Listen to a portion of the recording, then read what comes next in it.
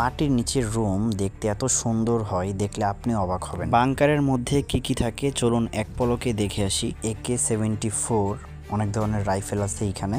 এগুলা কাঠ জ্বালানি হিসেবে ব্যবহার করে থাকি, খাবার দাবারে আর কি আমাদের এগুলা প্রয়োজন হয়। এরপর এই যে গ্যাস দেখতে পাচ্ছেন, তারপর এই যে একটা চেয়ারও আছে এইখানে। আনুষঙ্গিক এই যে সব কিছুই কিন্তু এইখানে আছে, মেডিকেল, শুকনা খাবার, ওই যে। আর এইটা হচ্ছে আমাদের থাকার জায়গা।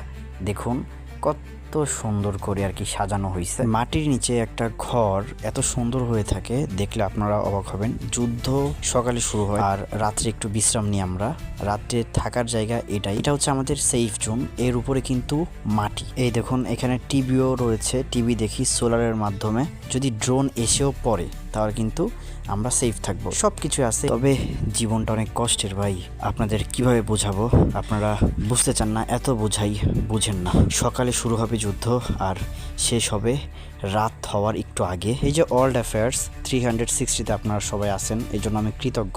আজকে ভিডিওতে দেখতে পাচ্ছেন, কালকে নাও দেখতে পারেন।